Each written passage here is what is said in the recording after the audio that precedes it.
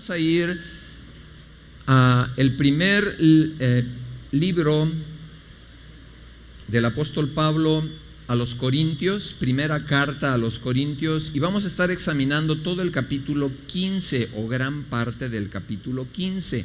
Le vamos a dar lectura de primera carta a los Corintios, capítulo 15.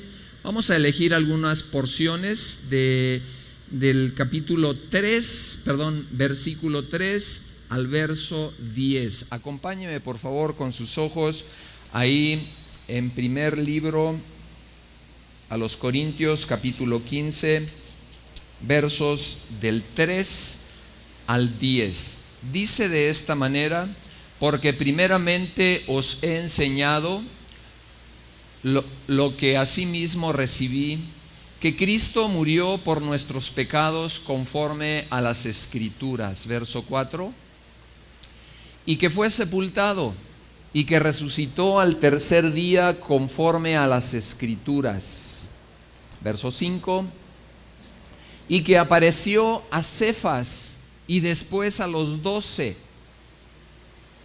verso 6, y después apareció a más de 500 hermanos a la vez. Imagínense, a más de 500 hermanos a la vez, de los cuales muchos viven aún. Después apareció a Jacobo,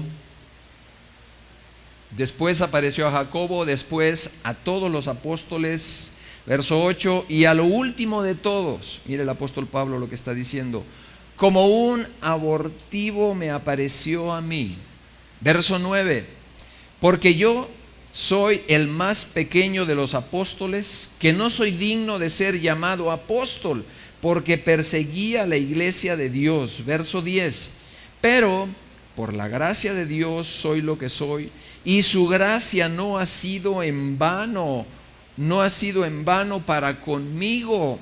Antes he trabajado más que todos ellos, pero no yo, sino la gracia de Dios. Brincamos al verso 12. Verso 12 dice la Escritura: pero si se predica de Cristo que resucitó de los muertos, ¿cómo dicen algunos entre vosotros? Se está dirigiendo a los creyentes de Corintio. Tenían un problema y usted lo va a discernir cuál era el problema aquí. ¿Cómo dicen algunos entre vosotros que no hay resurrección de muertos? Verso 13, porque si no hay resurrección de muertos, tampoco Cristo resucitó. Verso 14, y si Cristo no resucitó, vana entonces es nuestra predicación, vana es también nuestra fe o nuestra vida cristiana. Verso 15, y somos hallados falsos testigos de Dios, porque hemos testificado de Dios que Él resucitó a Cristo, el cual, si fuese así, entonces no resucitó, si en verdad los muertos no resucitan. Verso 16, porque si los muertos no resucitan, tampoco Cristo resucitó. Verso 17, y si Cristo no resucitó, otra vez lo atestigua, vuestra fe es vana y aún estáis en vuestros pecados. Verso 18, entonces también los que murieron o durmieron en Cristo perecieron, no tendrán esperanza, está diciendo. Verso 16, si en esta vida solamente esperamos en Cristo, está diciendo, y no en su resurrección, fíjese a qué somos comparados. Dice: somos dignos, los más dignos de conmiseración de todos los hombres. Está diciendo, seríamos dignos de lástima, daría lástima su vida y la mía o el cristianismo.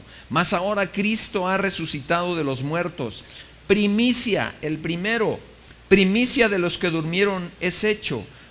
Porque por cuanto la muerte entró por un hombre, también la solución, también la medicina, también por un hombre la resurrección de los muertos, porque así como en Adán todos mueren, también en Cristo todos serán vivificados. Padre, en esta mañana estamos presentándonos delante de ti con tu palabra para que edifiques nuestra vida, construyas al hombre espiritual, a la mujer espiritual que reside dentro nuestro, y apreciamos tanto que nos hables. Apreciamos tanto que nos bendigas en esta hora, en el nombre de Jesús.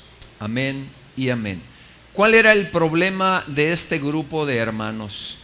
Ellos decían: no tenemos ningún problema con que Cristo haya resucitado. Pero ¿qué cree? Ellos no creían algo. Y a lo mejor aquí en la audiencia puede ser que usted y yo no hayamos sido instruidos lo suficiente para que usted y yo estemos convencidos de la resurrección del creyente. Porque no es fácil. La tradición y la historia ha dicho por más de 2000 años que Cristo resucitó. Pero si yo vengo y le pregunto: amado hermano, ¿usted cree que usted va a resucitar después de muerto? A lo mejor usted va a decir: pastor, yo nunca he escuchado eso. No le voy a pedir que levante la mano. Pero esta es una doctrina básica fundamental.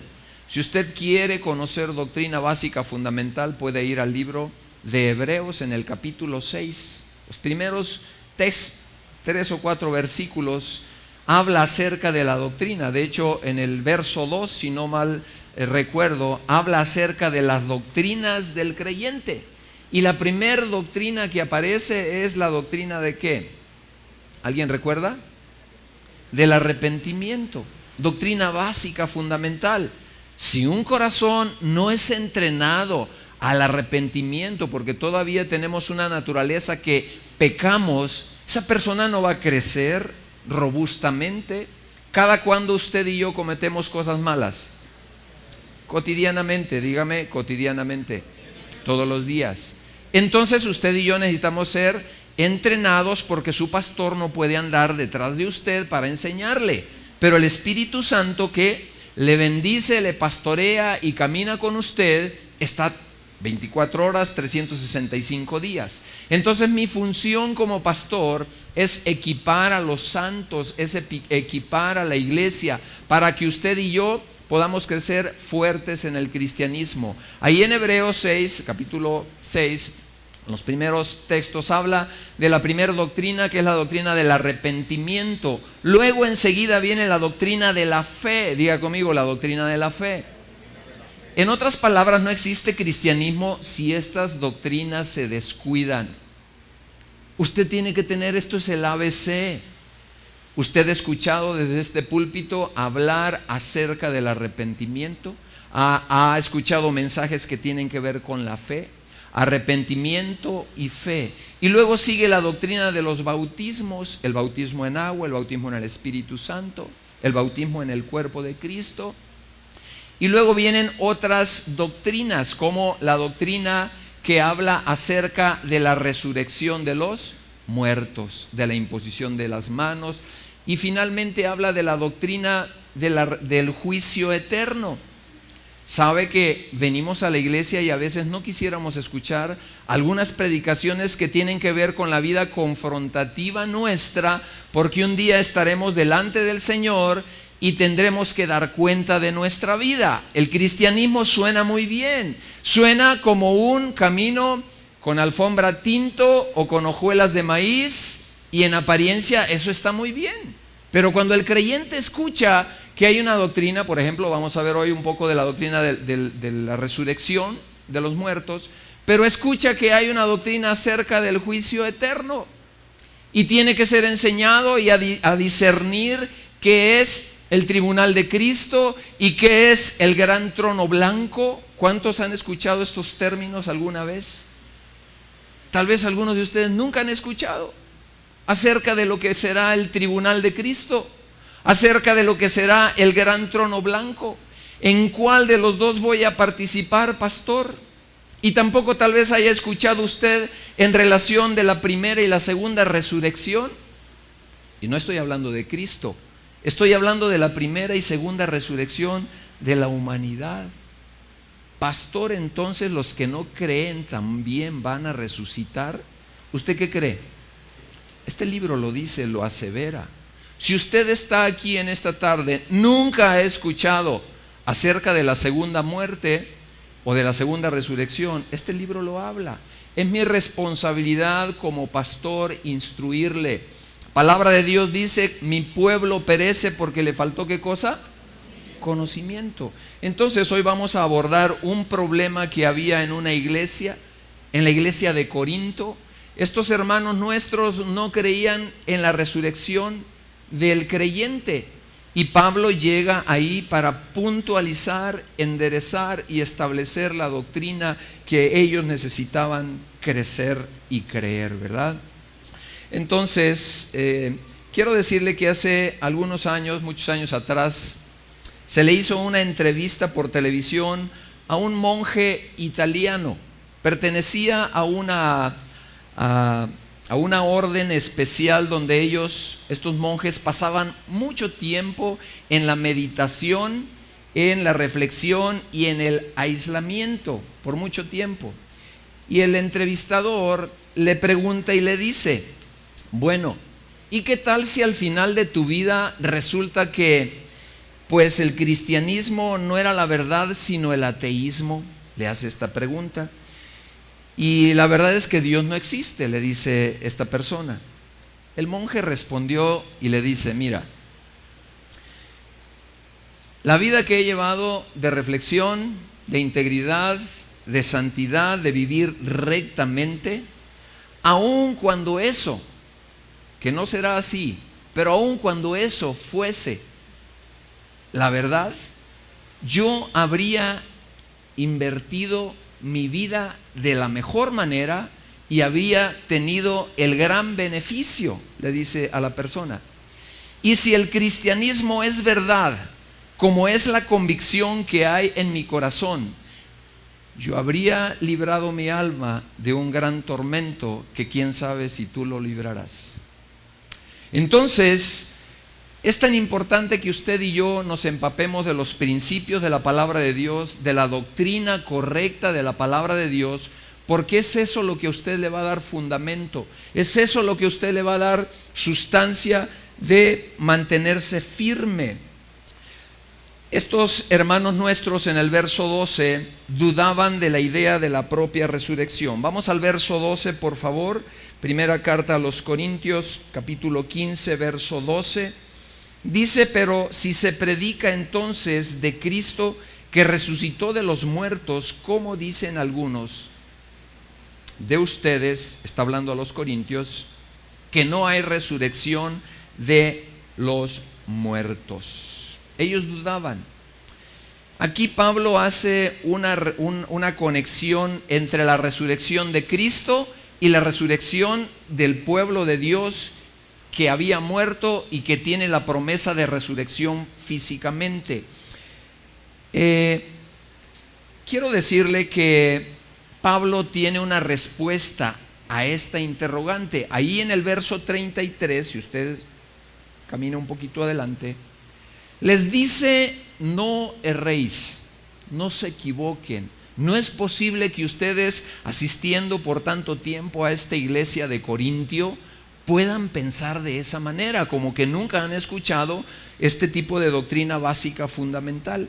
Pero llama la atención lo que dice adelante. Dice: no erréis, las malas conversaciones corrompen las buenas costumbres. Y pareciera que esa parte final de este texto pudiera estar ahí de manera fortuita. Déjeme decirle que no. La iglesia conversaba con frecuencia con filósofos griegos. La filosofía griega había permeado la iglesia y la estaba dominando, para que usted me entienda. Entonces la filosofía griega decía que el cuerpo es malo y que en la muerte física el individuo se liberaba de un yugo muy fuerte, por lo tanto el cuerpo era malo y no se le buscaba como algo importante y como algo valioso. Por lo tanto, si una persona moría, se había librado de esa gran carga. Por lo tanto, no se aceptaba, mucho menos se desearía volver a tener cuerpo en la resurrección. No sé si usted me esté siguiendo. Entonces Pablo le dice: sus malas conversaciones corrompen los buenos principios, la verdad de Dios. Y déjeme decirle que hay una corriente cada día más creciente acerca de la negación de Dios y acerca de la negación de los principios que pueden mantener a una familia, a un creyente, firmes en la fe. Entonces esas palabras que están escritas ahí están escritas propositivamente por el apóstol Pablo, diciendo las malas conversaciones corrompen ¿qué? Las buenas costumbres. Le podemos dar cualquier aplicación a nuestra vida, y cualquier aplicación es cualquiera. Es decir, sus hijos, sus adolescentes, sus jóvenes pueden corromper su cristianismo con las malas ¿qué? Compañías, con las malas costumbres, con las malas relaciones con otras personas. Eso así es. Pero en este punto doctrinal, Pablo estaba siendo sumamente firme, porque la iglesia necesitaba enderezarse en la doctrina de la resurrección del creyente. Diga conmigo: la resurrección de Cristo y mi resurrección están escritas en la Biblia. Usted tiene que abrazar ese concepto. Tal vez le va a costar o le cueste tiempo, le cueste un esfuerzo, pero esta es doctrina bíblica. Usted y yo resucitaremos. Sus abuelos, abuelitos, antepasados, los tatara, también van a resucitar. Dice la Escritura que resucitaremos un día y estaremos viendo las condiciones. Así que es posible que estos hermanos estaban dudando de la resurrección. Pablo, los griegos se burlaban de él, se burlaban claramente de Pablo. Mire, vamos a Hechos 17:32. Porque Pablo predicaba a Cristo no solo crucificado, sino también predicó a Cristo resucitado. Así que la resurrección de Cristo trajo un fuego en la vida de los apóstoles. Hechos 17:32 dice: pero cuando oyeron lo de la resurrección de los muertos en voz de Pablo, dice, unos se burlaban y otros decían: ya te oiremos acerca de esto. La filosofía griega que dominaba en ese tiempo, lo único que podía hacer la gente era burlarse de Pablo. Se burlaba abiertamente le decían, pues te vamos a tolerar, como quien dice, tu manera de pensar, y lo desechaban. Hoy día, creyente, hijo de Dios, hija de Dios, es posible que la gente con la que tú convives no piense como tú. Es más, no debe de pensar como tú. Pero es tan importante, y es mi responsabilidad de pastor, de darte alimento sustancial que permita que tú te mantengas firmes en los principios de la palabra de Dios. Entonces Pablo, ahí en primera carta a los Corintios 15, 33 dice: no erréis. Y es la primera cosa que nosotros tenemos que establecer. Entonces, la primera cosa que se debe de establecer es que la tumba de todos los grandes filósofos, la tumba de todos los grandes líderes que prometieron, que hablaron, que establecieron que ellos serían líderes y tendrían una influencia sobre el mundo entero, hicieron promesas muchos de ellos, pero uno solo, escúcheme bien, uno solo de esos líderes no pudo sostener lo que Jesús pudo sostener, que habría de morir y habría de resucitar y su tumba estaría vacía. La tumba de Buda tiene por lo menos polvito, presencia de huesos. Quiero que imagine la gran controversia que había, porque los líderes religiosos querían comprobar que Jesús no era el Mesías. Es más, pagaron una guardia romana para que custodiaran ¿qué cosa? La tumba, porque no querían que nada ni nadie les hiciera retraerse de las concepciones que ellos tenían acerca de que Jesús no era el Mesías. Pero oh gran cosa, oh gran suceso, que la tumba es removida, viene un gran temblor y los guardias quién sabe dónde quedaron. Y Jesús resucitó. Querían atestiguar que alguien se había robado el cuerpo de Cristo. Es tan importante que nosotros entendamos toda la conspiración que había para hacer desistir en el concepto, en la idea del ser humano, de que Jesús había resucitado. Pero, oh sorpresa, ¿qué leímos ahí? Dice primeramente en el verso 5, dice que apareció a Cefas. Diga conmigo, Cefas. ¿Y quién era Cefas? ¿Quién era Cefas? Era Simón Pedro. Entonces ahora nosotros podemos entender algunas cositas de Pedro. ¿Qué cositas podemos entender de Pedro? Mire, Pedro había negado al Señor. Pedro había sido cobarde. Pedro había desistido de sus convicciones y había regresado ¿a dónde? Al mar, a la pesca. Pero solo un evento podría conmocionar la vida de Pedro. Y yo le pregunto, ¿cuál sería? Pues toparse cara a cara con Jesús resucitado. Imagínese que su suegra le promete que va a resucitar y una noche se le aparece.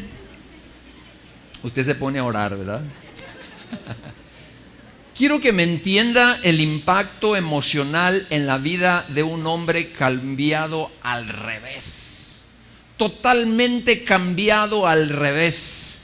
Se convierte ahora en un hombre osado, valiente, donde pronuncia su primer predicación después de la muerte y resurrección de Jesucristo, donde se convierte en nada más y nada menos que 3,000 personas. ¿Qué le puedes dar a alguien para que tenga tan drástica y fuerte manifestación de cambio en su interior? No podría ser otra cosa. Tendría que ser un impacto muy fuerte, y esto tenía que ser la resurrección de Jesús. Entonces, aquí está Pablo y les dice a los corintios, ahorita yo soy Pablo y ustedes son los de Corintio. Viene y les dice, miren, no se hagan, no se confundan, por favor. Al primerito que se le apareció fue ¿a quién? A Cefas, a Pedro.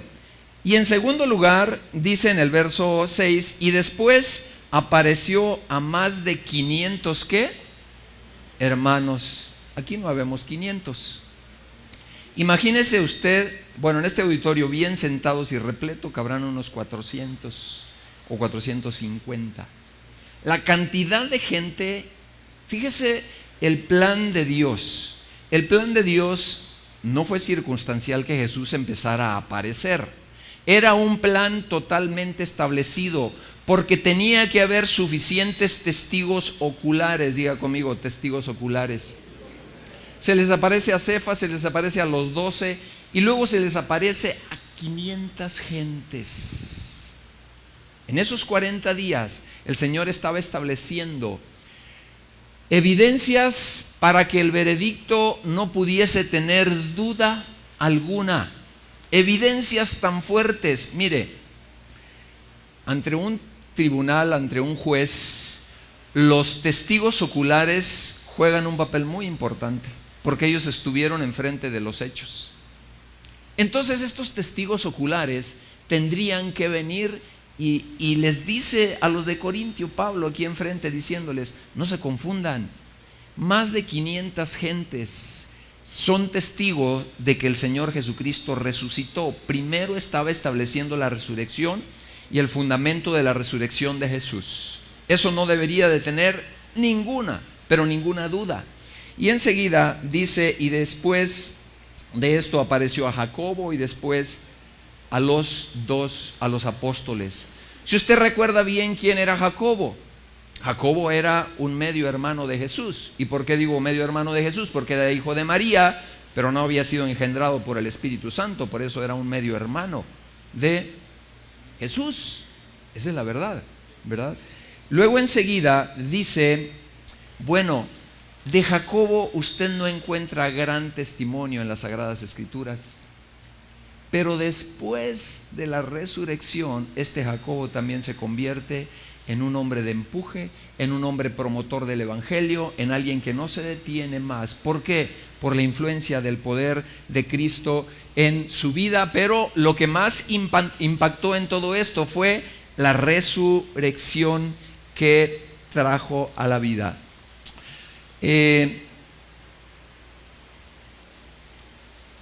La primera cosa que Dios quiere establecer en tu corazón en esta tarde es que no te equivoques.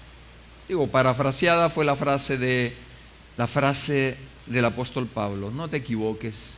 Necesitas el poder de la resurrección en tu vida y necesitas considerar que la resurrección sucederá en tu vida y en mi vida.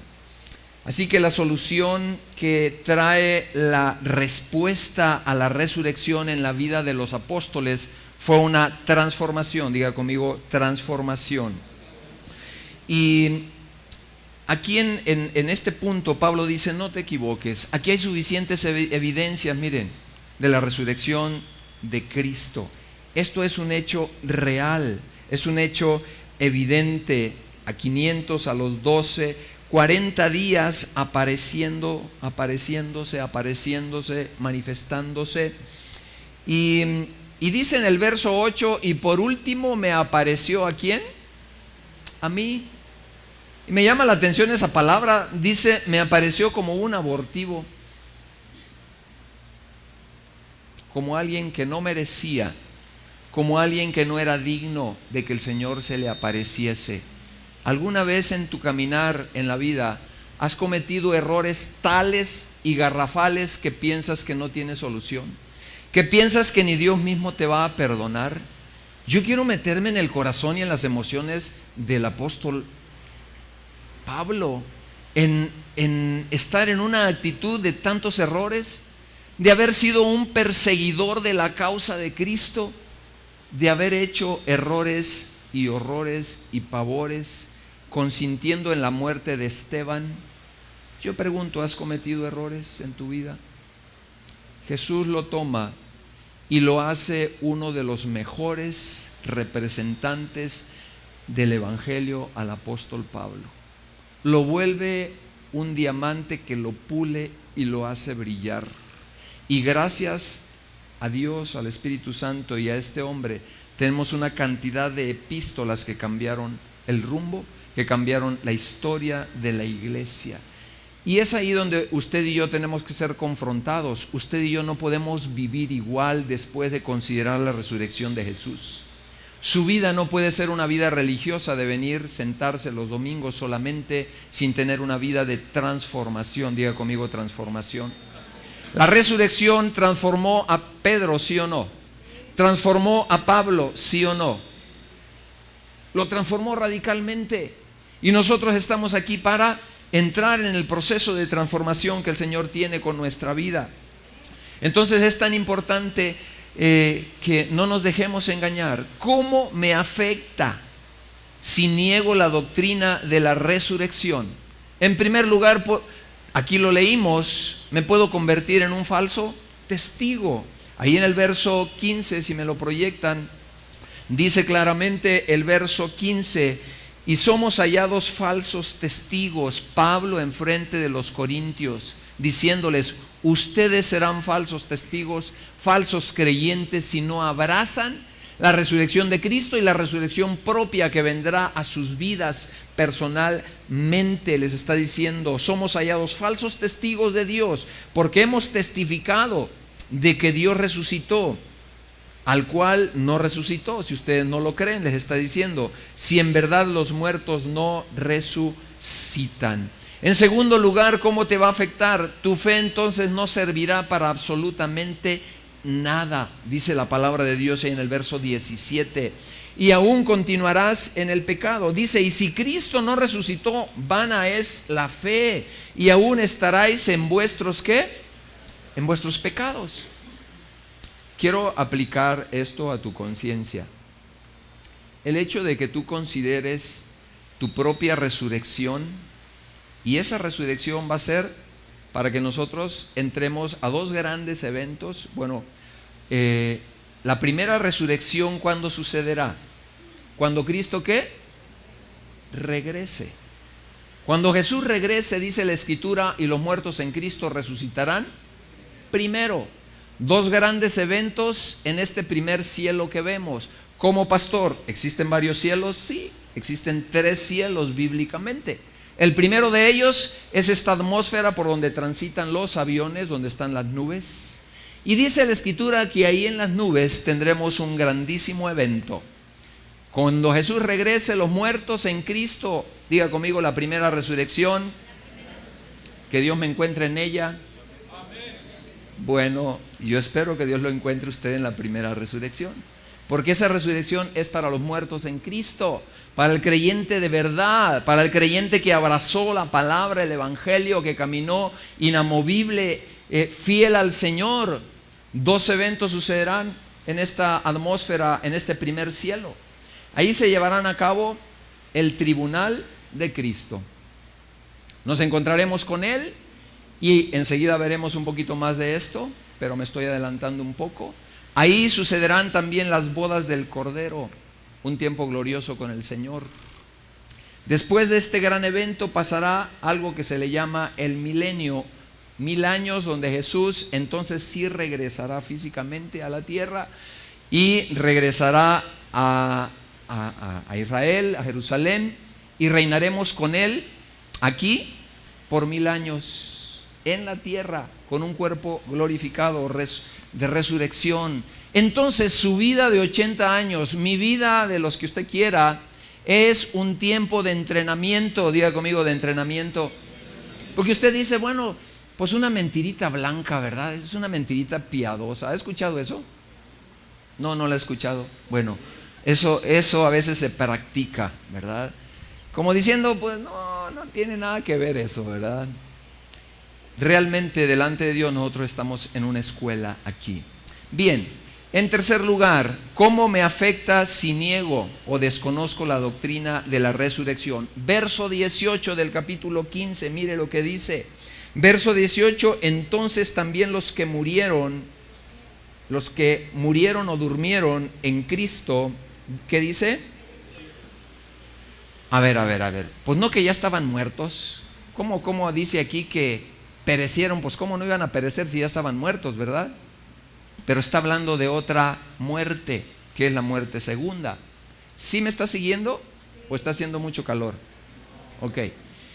Aquí el Señor está alentando y alertando que no era posible de ninguna manera entonces que los muertos en Cristo, ahí fuera su fin. Diga conmigo, en el cristianismo no hay fin. Hay una eternidad gloriosa que nos espera. Este es un concepto del mundo. Este mundo piensa que se le acabaron a usted los 40, 50, 80 años y hasta ahí, ¿qué? Hasta ahí llegó. El cristianismo dice, no te confundas. Pablo les está diciendo a los corintios, por favor, no se confundan. El cristianismo no es eso. En el cristianismo nosotros tenemos no que la vida termina, sino que hay una eternidad. En otras palabras, no hay fin, hay eternidad. ¿Cuántos creen eso? No hay fin, hay, ¿qué cosa? Eternidad. El plan de Dios es que nosotros estemos pegados a esa eternidad y nuestra vida camine de esa manera. Si me pasas el otro micrófono, por favor. Que nosotros podamos caminar y encaminarnos en una vida, ya lo resolví, perdón, gracias. En una vida apegada a Él, en una vida donde nosotros podamos saber que tu vida no termina, que tu vida no tiene, ¿qué cosa? Fin. Tiene, ¿qué cosa? Eternidad. Y el plan de Dios ahí está colocado. Entonces, si tú no tuvieras nada de interés sobre la resurrección de los muertos, podrías morir sin, ¿qué cosa? Sin esperanza. ¿A quién le gustaría morir sin esperanza? También seríamos dignos de, ¿qué cosa? De lástima. Seríamos dignos de que alguien nos tuviera lástima. Tanto que te guardaste siendo fiel, viviendo rectamente, para nada. Recuerdo un amigo que me decía, pues qué desperdicio de juventud. Así me decía, porque yo no hacía lo que hacían los otros jóvenes. Qué desperdicio de juventud. Qué desperdicio de coche si no lo vas a usar para lo malo, ¿verdad? Pues no. El plan de Dios es que usted y yo vivamos para darle gloria a nuestro Dios. ¿Cuántos dicen amén? Entonces seríamos dignos de lástima si no hay resurrección de los muertos, no hay esperanza. ¿Para qué usted y yo vivimos rectamente?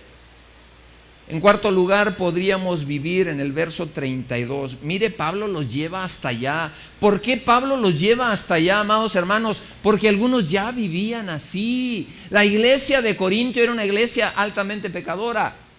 Es más, con pecados escandalosos.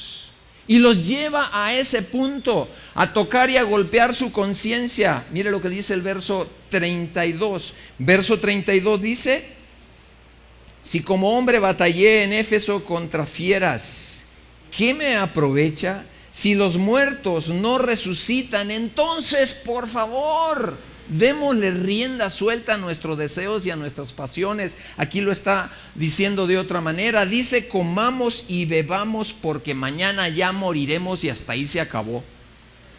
Mire qué expresiones tan bruscas. ¿Sabe que hay audiencia que a veces necesita ser sacudida? El pueblo de Corintio estaba metido en fornicación, escúcheme bien, inmoralidad sexual hasta arriba. Y entonces Pablo llega y él sabe qué receta necesita ese pueblo.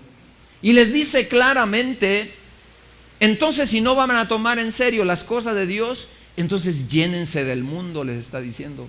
Llénense hasta que se llenen completamente. Pero dice el apóstol Pablo que él espera que nosotros vivamos vidas íntegras y rectas, porque Dios es puro y nosotros tenemos que caminar en integridad. Déjeme decirle que en esta tierra hace falta algo en contra de la corrupción. Hace poquito asistí a un funeral de la hija de nuestra hermana Carmelita, y ahí hablaba yo acerca de que el mundo está corrompido. Y la palabra corrupto tiene que ver y significa corazón roto. ¿Qué significa? Corazón roto. Rompa usted el fondo de un costal y trate de llenarlo. ¿Cuándo se va a llenar?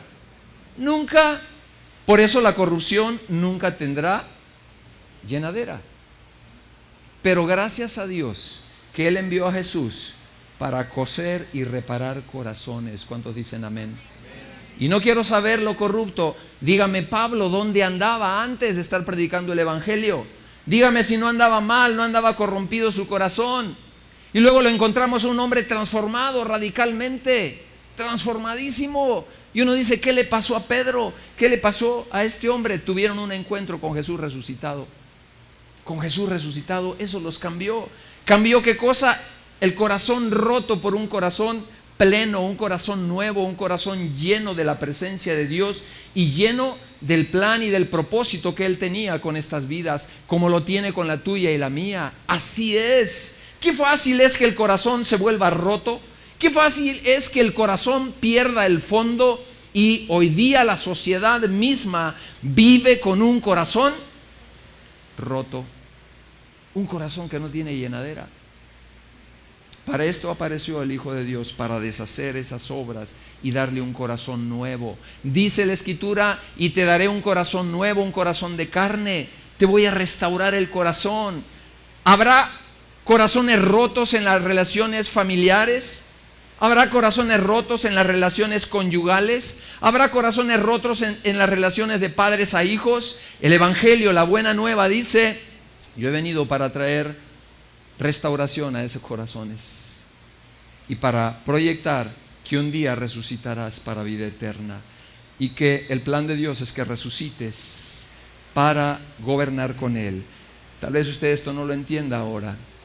¿Cómo impacta mi vida práctica su resurrección? Vamos a ir a estos textos, porque no solamente en lo negativo tenemos que ver, sino cómo debe de impactar de manera positiva la resurrección de Cristo en nuestra vida personal.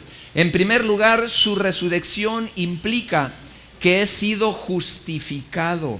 En primer lugar, su resurrección implica que yo alcancé justicia de Dios, que era imposible. Por favor, Romanos 4:25. Dice la palabra: el cual fue entregado por nuestras transgresiones y resucitado para nuestra ¿qué? Para nuestra justificación. En otras palabras, hubo un cambio de expediente. Diga conmigo, cambio de expediente. Usted ya estaba, fíjese bien, enfrente del juez. Tenía un volumen tan grande, tan fuerte, su expediente con cargos, denuncias, delitos, pecados, una cantidad que usted no podía pagar. Al juez solamente le bastaba decir son tantos años. Y se presenta Jesús y dice, yo quiero hacer una transferencia de expediente. Por favor, deme ese expediente cargado. Y aquí traigo un expediente que a este hombre lo convierte en un hombre justo, porque yo vengo a pagar su deuda. Yo me voy a quedar en su lugar. Y el expediente tan grande, el expediente que no tenía quien pudiese pagar por él, aquí está. Yo voy a cargar su pena, yo voy a cargar su culpabilidad. Y ahí vino toda la culpabilidad del hombre sobre la vida de Jesús en la cruz del Calvario. Tal vez tú no habías nacido, pero Él murió por los pecados pasados, presentes y futuros de la humanidad. Tan vigente y tan eficaz que si un hombre dentro de 50 años nace y por la gracia de Dios y el Espíritu Santo se le revela que si él se apropia de la obra redentora de Jesús, alcanzará salvación y vida eterna, aunque nunca le haya conocido a Jesús, aunque nunca haya estado ahí presente. Qué obra tan maravillosa. Diga conmigo, no tiene caducidad. No tiene caducidad y tiene una enorme bendición. ¿Quién podrá rechazar eso? ¿Quién? Jesús dice, porque todo aquel que crea en mí, dice que no verá muerte, y el que le reciba y el que crea en él, la muerte no podrá tener repercusiones. Todos los que estamos en este auditorio, amados hermanos, un día moriremos físicamente. Físicamente. No podemos eludir que la muerte sigue teniendo vigencia también, porque se llega el día. Pero dice la Escritura en Romanos que sorbida es la muerte y el aguijón de la muerte. Jesús vino a deshacer las obras que más el hombre podría temer. Y esto viene ahí como una segunda implicación. El que yo crea en la resurrección de Jesús implica eso, que Él venció, ¿qué cosa? La muerte, que dice primera carta a los Corintios 15, del 55 al 57, mire lo que dice la Escritura.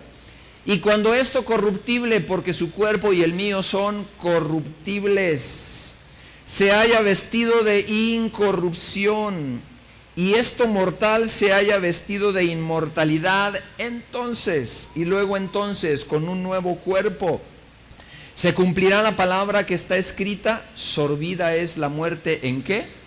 En victoria. Sorbida la muerte en victoria. Usted y yo no nos imaginamos después de resucitados, pero que usted y yo podamos decir, cuando usted resucite y vea la tumba vacía, como dicen los niños, lero, lero, no me pudo retener, porque no lo pudo retener la muerte, y sea levantado, como dice la palabra de Dios, en victoria sobre la muerte, y sea usted una persona consciente del poder. Por eso hoy día usted y yo tenemos que recibir esta doctrina de la resurrección de Cristo y la resurrección suya y mía como una grandísima victoria. ¿De qué se va a estar preocupando luego? ¿Cuántos de los que están aquí pasan semanas preocupándose por su negocio, por los impuestos, que ya Hacienda ya quiere que presente la declaración y usted no le sale bien? Y bueno, altamente preocupados. Tenemos que ser responsables, por supuesto, pero déjeme decirle que muchas veces nos comportamos como ateos, viviendo llenos de ansiedad, llenos de preocupación. La ansiedad y la preocupación desmedida, escúcheme bien, es ateísmo práctico. Eso es ateísmo práctico. ¿Por qué? Porque a usted se le cae el mundo encima cuando usted se llena de ansiedad, y eso apaga la obra de Dios en su vida y en su corazón. Así que implica que Él venció la muerte. Este es un gran beneficio. Okay. Gracias. Además, confirma verdades tan especiales, confirma que el anuncio de Jesús, Él fue anunciado cientos de años antes de su venida. Ahí en Isaías 53 del 10 al 2. Vayamos a esta porción de las Escrituras, por favor. Mire lo que dice la Escritura. Isaías, por favor. Isaías capítulo 53, versos del 10 al 12. Dice: con todo eso Jehová quiso quebrantarlo, hablando anticipadamente de la crucifixión de Jesús, que habría de venir unos 700 años, tal vez, cuando esto fue escrito, sujetándole a padecimiento. Y dice: cuando haya puesto su vida en expiación por el pecado, la obra redentora de Jesús en la cruz, verá linaje y vivirá por largos días. Y la voluntad de Jehová será en su mano prosperada. Verso 11. Y verá el fruto de la aflicción de su alma. Diga conmigo: heme aquí. ¿Por qué? Porque usted es el fruto de la aflicción de su alma. Y quedará satisfecho. Imagínese Jesús satisfecho diciendo: valió la pena, aquí está Martín y Martita, morí por ellos y aquí están, ¿verdad?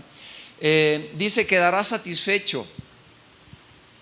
Por su conocimiento justificará a mi siervo justo a muchos, y llevará las iniquidades de ellos. Y verso 12: por tanto yo le daré parte con los grandes, y con los fuertes repartirá despojos. Y mire lo que dice: por cuanto derramó su vida hasta la muerte, hablando de Jesús, y fue contado con los pecadores, habiendo él llevado el pecado de muchos y orado por sus transgresores.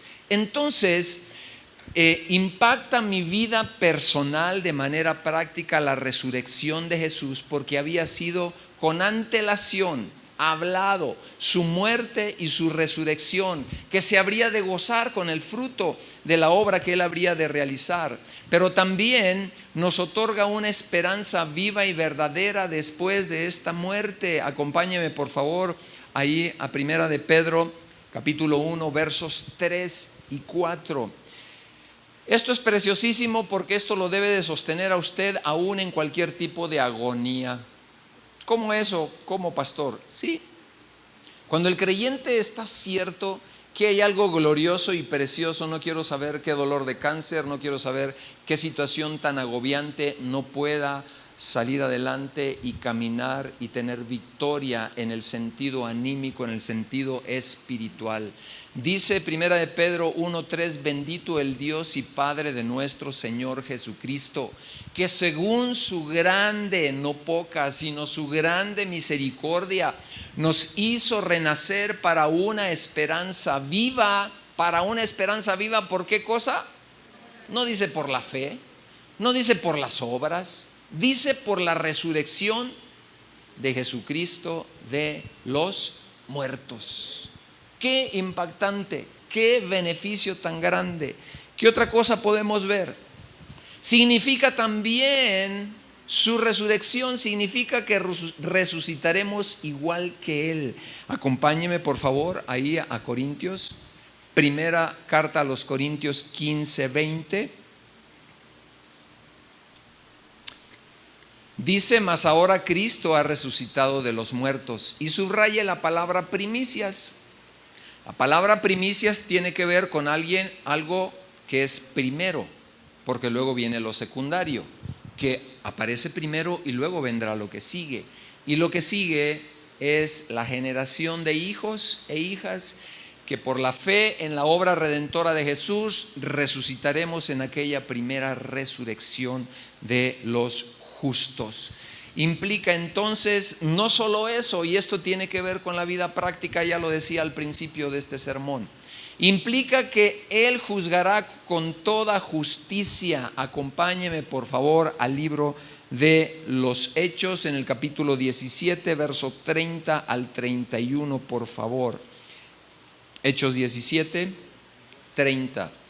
Aquí viene un pero Dios, habiendo pasado por alto los tiempos de ¿qué cosa?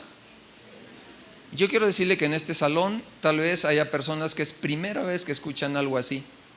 Y Dios dice: yo no quiero que seas ignorante. Está hablando clarito. La medicina para la ignorancia se llama conocimiento. Y Pablo, vaya que les estaba trayendo conocimiento al pueblo de Corintio. Dice, pero Dios, habiendo pasado por alto los tiempos de esta ignorancia, ahora manda a todos los hombres en todo lugar hacia la primera doctrina bíblica, que se llama ¿qué? ¿Cómo se llama? Me vuelvo a detener en este sermón, amada iglesia, porque en vano será que nosotros vengamos a esta congregación si la doctrina del arrepentimiento no la hemos abrazado. ¿Y qué digo abrazado? Practicado cotidianamente. ¿Espera usted ser encontrado y avergonzado para arrepentirse? ¿O es tan sensible al Espíritu Santo que usted se arrepiente voluntariamente?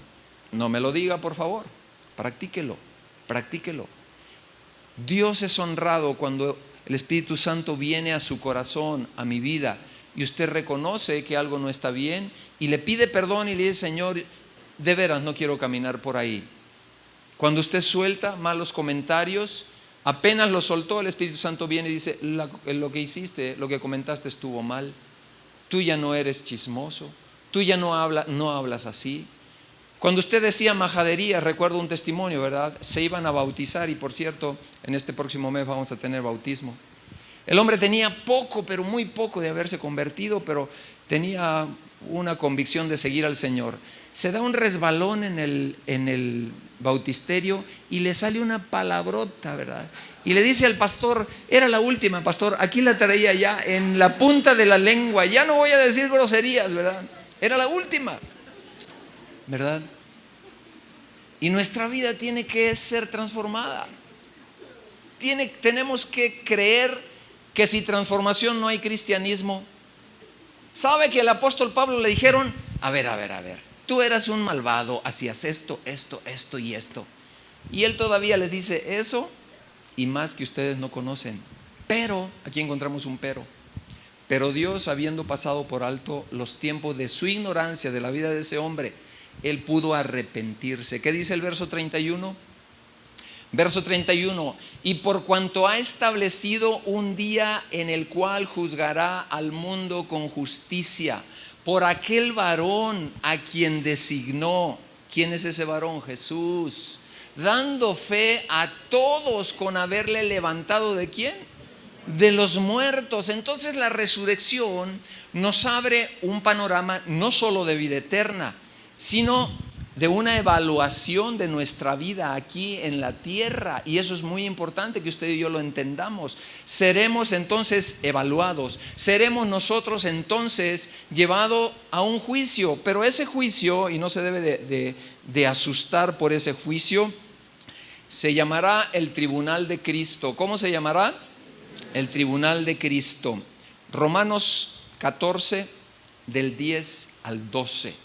Digo, si usted va a pasar por ahí, mínimo le debe de interesar a qué se va a enfrentar o a qué nos vamos a enfrentar. Le diré, no debemos mirar este tribunal, el creyente no lo debe de mirar como un tribunal o un juicio por nuestros pecados. No será así, porque el creyente ya vive la vida nueva, tuvo un nuevo nacimiento y tiene y practica el arrepentimiento y una limpia conciencia y una relación cercana. Pero ¿qué cosas serán juzgadas allí en ese tribunal para nosotros? Bueno, seríamos juzgados en cuanto a la obediencia, por ejemplo. ¿Recuerda usted la gran comisión? ¿Qué tan sensibles fuimos para llevar la gran comisión? Seremos juzgados tal vez en relación a cuánta victoria teníamos sobre el pecado. Ahí en Romanos lo habla claramente, capítulo 6, versos 1 al 4. ¿Qué tanto controlábamos nuestra lengua? ¿Cómo estaban las motivaciones de nuestro corazón? ¿Usted cree que Dios le interesan las motivaciones del corazón de los seres humanos? Claro que sí. Tus motivos y los míos reflejarán nuestra conducta tarde que temprano. Pero, pastor, es que nadie sabrá eso. Dice la Escritura que todo lo oculto saldrá ¿a dónde? ¿Te acuerdas de Moisés cuando mató a aquel hebreo? Y dijo, pues lo maté, lo voy a enterrar en la arena y nadie lo va a encontrar. Pero no contaba que la arena cambia de domicilio por el aire. ¿Y qué cree? Empezó a hacer aire. Y el airecito sacó el muertito. y dijo a todas voces: aquí hay un cadáver. Y Moisés ya iba muy lejos, ya había corrido, estaba huyendo en el desierto de Madián. Pensaba que nunca más regresaría a ese punto.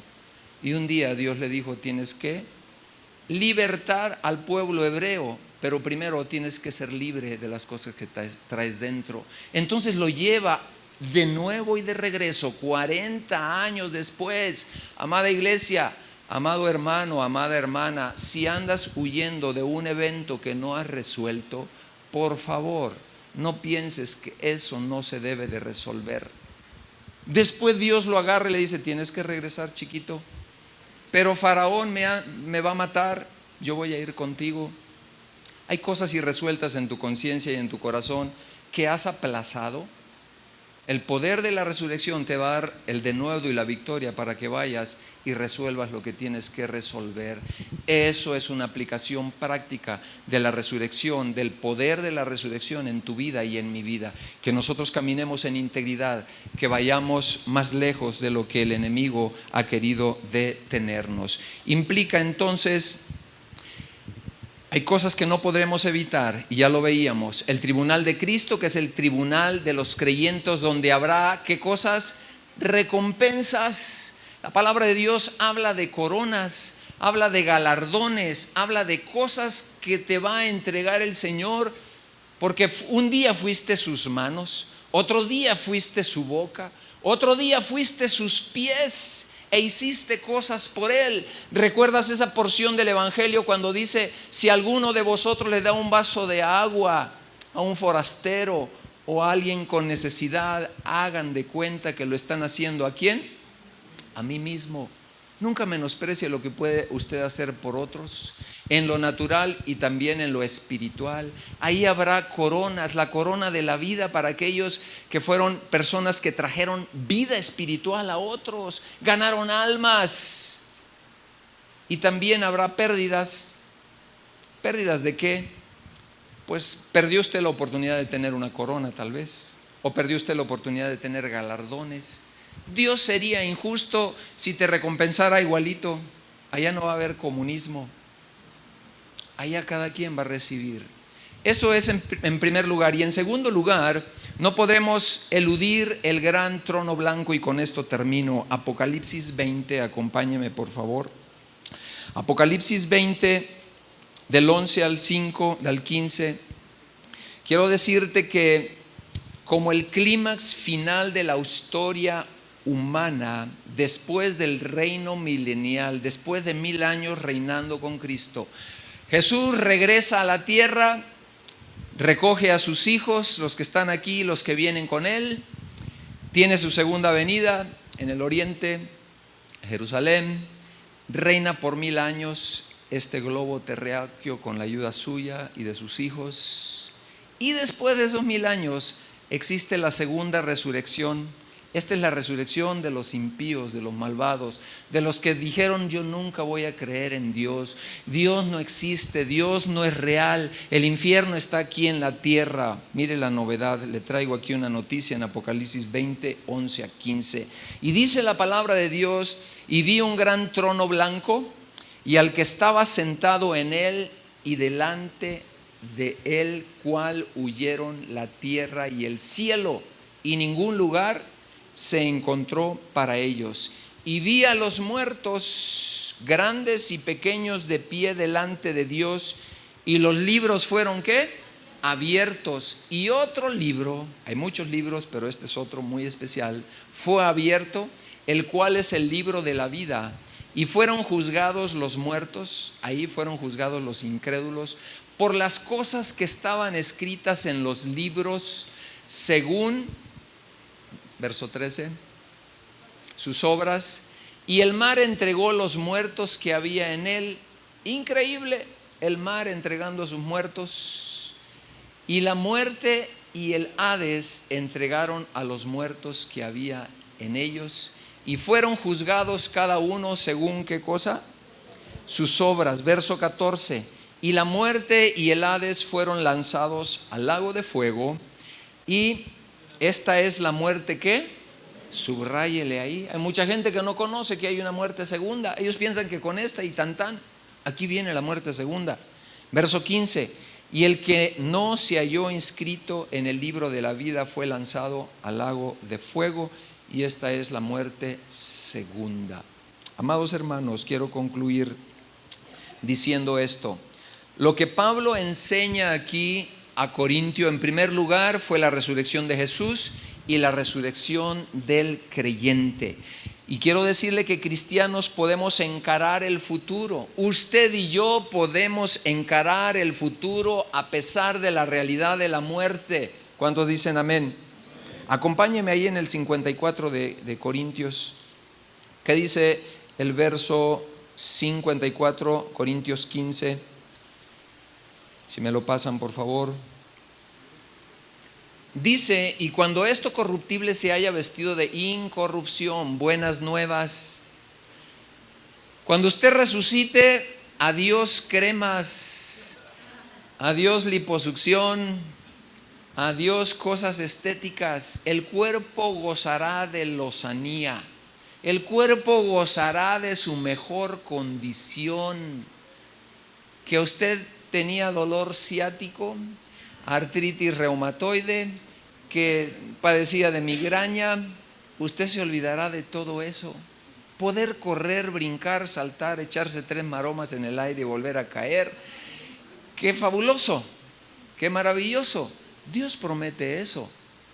La resurrección va a ser con un cuerpo físico. ¿Recuerda a Jesús resucitado? ¿Era un fantasma o no era fantasma? Diga conmigo, no era fantasma. Le dice a Tomasito: a ver, Tomás, aquí, ven, mete las manos, ándale. Incrédulo, que no creíste. Su cuerpo y el cada uno de nosotros resucitados será un cuerpo físico, pero el principio de la vida ya no será la sangre. Hoy día usted le saca la sangre a alguien, se muere. Allá el principio de la vida no será la sangre. ¿Qué cree que será? El Espíritu. El Espíritu vivificará, así como vivificó y levantó a Cristo de los muertos, vendrá y vivificará su cuerpo físico y el mío. La vida será totalmente diferente a lo que imaginamos nosotros, y esto nos debe de mantener, amados hermanos, en una victoria y en un compromiso. Diga conmigo, compromiso, de que no hay fin sino hay eternidad en el Señor.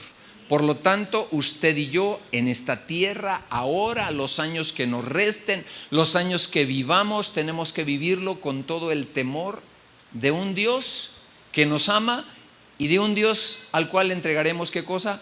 Cuentas también. Póngase de pie, por favor.